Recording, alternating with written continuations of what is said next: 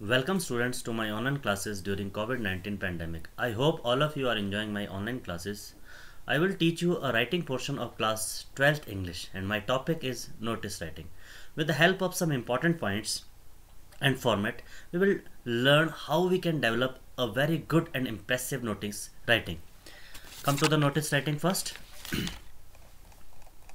First of all, we will discuss what is a notice writing. A notice is written or printed announcement. Notice क्या होता है? एक written or printed announcement होती है. जब आपने कोई अनाउंसमेंट करनी होती है, लेकिन किस फॉर्म में? प्रिंटेड फॉर्म में.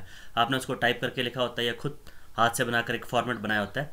एग्जाम्पल के तौर पर हम लेते हैं ब्लड डोनेशन कैंप. यदि मान लो आप एक ब्लड डोनेशन कैंप के लिए कुछ लोगों की आपको आवश्यकता है, तो आप क्या करेंगे? एक प्रिंटेड अनाउंसमेंट देंगे या रिटन अनाउंसमेंट देंगे. It is written in order to inform a large number of people.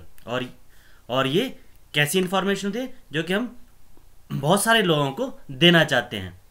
That has happened और इट्स अबाउट टू हैपन. ऐसा कोई इवेंट या तो वो हो चुका है या होने जा रहा है, उसकी कोई अगर इंफॉर्मेशन देनी है तो हम नोटिस राइटिंग का हम प्रयोग करते हैं. It could be an upcoming events. और क्या हो सकते हैं? वो अपकमिंग इवेंट्स हो सकते हैं या फिर कॉम्पिटिशन हो सकते हैं. Notices are given in newspaper, magazines और display on notice boards in school and college. और न्यूज़पेपर में दिए जाते हैं, ये मैगजीन्स में दिए जाते हैं या फिर स्कूल के नोटिस या कॉलेज के नोटिस बोर्ड में लगाए जाते हैं. Now come to the key points to be remember. अब हमने कौन कौन सी चीज़ों को ध्यान रखना होता है जब हम एक नोटिस राइटिंग करते हैं. सबसे पहला पॉइंट आता है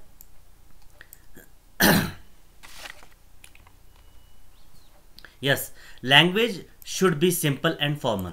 लैंग्वेज कैसी होनी चाहिए? सिंपल होनी चाहिए और फॉर्मल होनी चाहिए. औपचारिक भाषा का हम इसमें प्रयोग करते हैं. दूसरा पॉइंट आता है पैसिव वॉइस और indirect language should be used. कैसी लैंग्वेज का हम प्रयोग करेंगे? पैसिव वॉइस लैंग्वेज का या फिर इनडायरेक्ट लैंग्वेज का हम जो है इसमें प्रयोग करते हैं. थर्ड मेन पॉइंट है it should be short and compact. और कैसे होनी चाहिए नोटिस राइटिंग? कैसे होनी चाहिए? शॉर्ट होनी चाहिए और कॉम्पैक्ट होनी चाहिए, यानी इजी फॉर्म में होनी चाहिए. Next, a very important point, fourth one is yes, put the notice in a box. और नोटिस को आपने किस में रखना है? बॉक्स में रखना है. ये बहुत इंपॉर्टेंट है.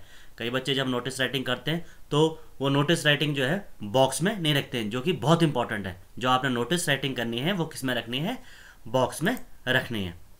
Now let us discuss about the format of the notice writing. अब हम नोटिस राइटिंग के फॉर्मेट को डिस्कस करेंगे. Yes, this is the format of notice writing. सबसे पहले क्या आता है? Name of the issuing agency और अथॉरिटी. सबसे पहले क्या आता है? जो भी एजेंसी है या अथॉरिटी है या इंस्टीट्यूट है उसका नाम आता है. उसके बाद फिर आता है नोटिस. आप नोटिस लिखते हैं. उसके बाद थर्ड लाइन आती है हमारी यस, टाइटल या सब्जेक्ट. आप क्या सब्जेक्ट देना चाहते हैं या क्या टाइटल है? जैसे ऊपर ब्लड डोनेशन कैंप था, तो आप किसके ऊपर नोटिस देंगे? Blood donation camp. और सबसे इंपॉर्टेंट चीज़ है, ये जितने भी तीन चीज़ों के बारे में हमने डिस्कस किया, ये सारी की सारी चीज़ें जो हैं, all the heading should be in capital letters. ये सारी की सारी हेडिंग्स जो हैं किस में होनी चाहिए? कैपिटल लेटर्स में होनी चाहिए या फिर बोल्ड लेटर्स में. और साथ साथ में अगर आप उनको बोल्ड लेटर्स में लिखें तो जो नोटिस राइटिंग होती है वो ज़्यादा इंप्रेसिव होती है, यानी कि वो हाईलाइट होती है. आप नोटिस देखते हैं, कोई भी आप नोटिस देखते हैं तो वो दूर से हमें दिख जाता है. क्यों? बोल्ड लेटर्स में लिखा होता है, कैपिटल लेटर्स में लिखा होता है उसकी हेडिंग, तो वो हमें दूर से अपनी ओर आकर्षित करता है. नेक्स्ट, उसके बाद पॉइंट आता है डेट ऑफ इशूइंग और रिलीज ऑफ नोटिस. आपका वो नोटिस जो है किस तारीख को आपके द्वारा निकाला गया है, रिलीज़ किया गया है उस अथॉरिटी के द्वारा. उसके बाद body of the notice. Body of the notice में हम देखेंगे क्या क्या चीज़ें आती हैं. डेट, कब वो इवेंट होने जा रहा है. टाइम, किस समय होगा. ड्यूरेशन, किस समय से किस समय तक चलेगा, कितने समय तक वो चलेगा. प्लेस एंड वेन्यू, और वो किस जगह पर होगा. स्कूल ग्राउंड में होगा, स्कूल कैंपस के अंदर होगा या फिर ऑडिटोरियम में होगा या कहीं और होगा. वो सारी की सारी चीज़ें जो हैं इस बॉडी पार्ट में आती हैं. नेक्स्ट पोर्शन है ऑथराइज्ड सिग्नेटरी. अब जो वो नोटिस, जो भी वो व्यक्ति नोटिस निकाल रहा है, उसका उसका यहाँ पर नाम आता है, डेजिग्नेशन आती है और सिग्नेचर आता है। यानी कि जो उस नोटिस को निकाल रहा है उसका नाम, डेजिग्नेशन और सिग्नेचर, तीनों चीज़ें जो हैं उसमें इंक्लूड की जाती हैं। Now now we will take an example of notice writing. अब हम एक छोटा सा एग्जांपल लेंगे नोटिस राइटिंग का और देखेंगे कि किस तरह से एक नोटिस राइटिंग जो है वो तैयार की जाती है। ये आपके सामने एग्जांपल है। You are Anish and Anita, the cultural secretary of government senior secondary school Naren Rampur, write a notice suitable for your school notice board giving the detail for participation of students in cultural program annual day celebration to be organized by your school।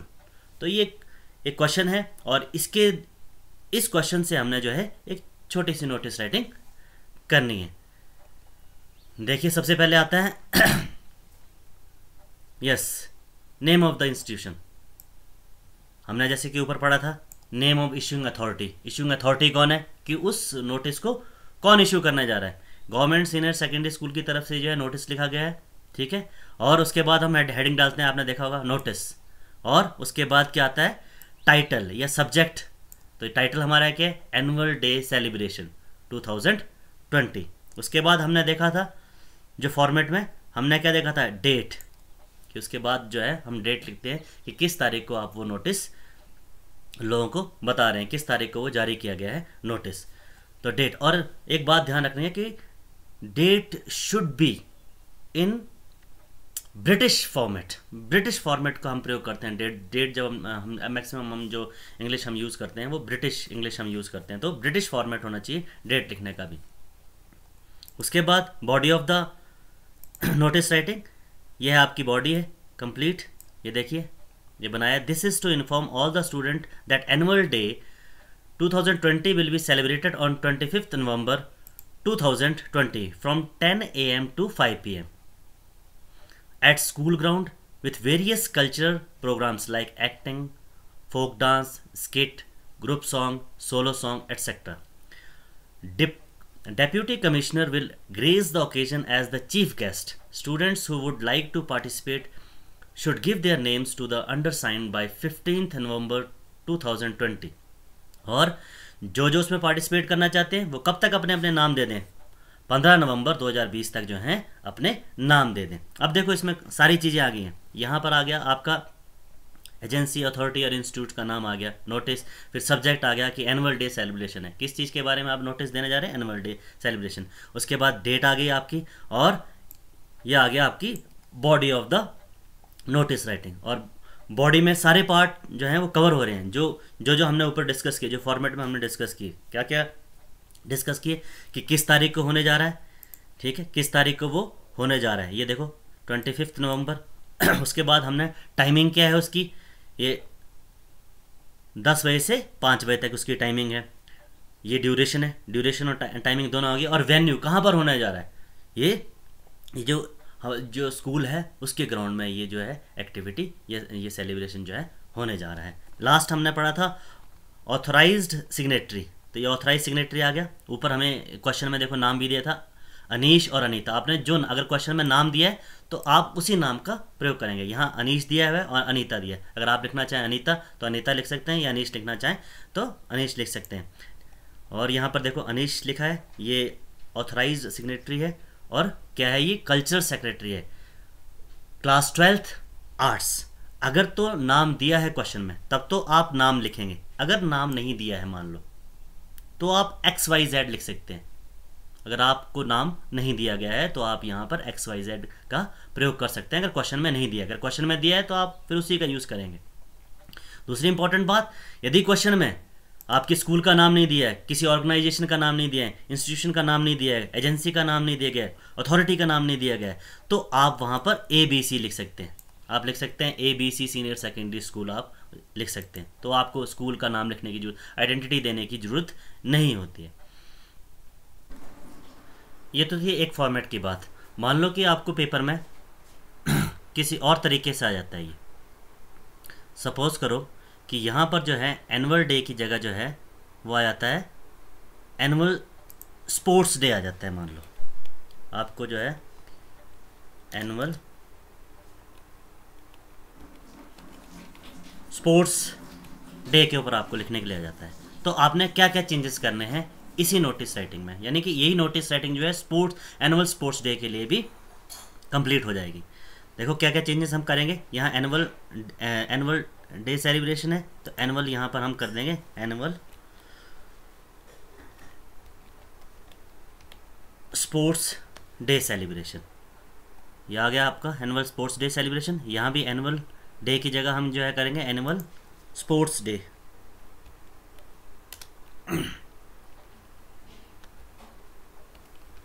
Annual sports day. और थोड़ा सा हम और change करेंगे, नवंबर ये आगे आपकी date वगैरह ऐसी रहेगी। वेरियस यहाँ पर हम जो है इस लाइन में थोड़ा सा और कुछ ऐड करेंगे, हम देखते हैं। ये आप इसको रिमूव कर दें और वेरियस हम लिख देते हैं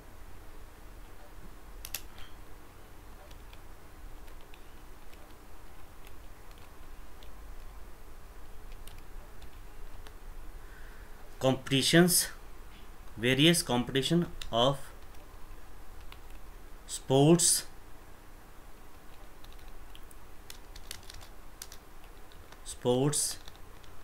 will be held like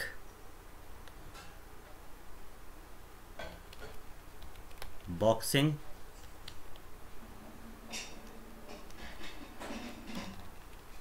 volleyball,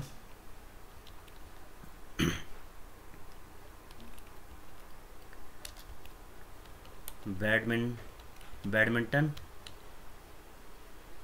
kabaddi,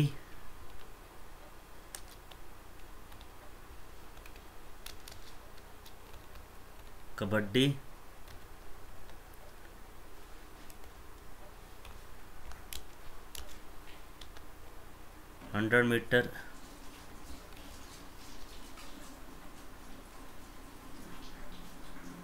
race, या आप यहाँ तक भी कर सकते हैं। और बाकी फॉर्मेट वही का वही रहेगा, ठीक है। सिग्नेटरी अगर आपको और कोई नाम दिया है तो और कोई नाम यूज़ कर सकते हैं, और यदि वही नाम दिया है तो वही नाम आप प्रयोग कर सकते हैं। देखिए एक सेम फॉर्मेट में आपने एनुअल स्पोर्ट्स डे का भी सेलिब्रेशन हो गया आपका, इसी फॉर्मेट में आपका जो है वो आपका एनुअल स्पोर्ट्स डे भी हो गया, एनुअल डे सेलिब्रेशन भी हो गया। दोनों चीज़ें जो हैं इसमें कंप्लीट हो जाती हैं। तो this is all about notice writing. मैं होप करता हूं कि आपको ये नोटिस राइटिंग समझ आ गई होगी जब आप इसकी प्रैक्टिस करेंगे। दोनों फॉर्मेट में आपको बनाने की कोशिश करेंगे, और ऊपर जो मैंने फॉर्मेट समझाया था आपको, जो ऊपर जो फॉर्मेट मैंने बताया था, उसको अगर आप देखेंगे तो सारी की सारी चीज़ें जो हैं ये फुलफ़िल होती हैं। तो this is all about notice writing. Thank you very much.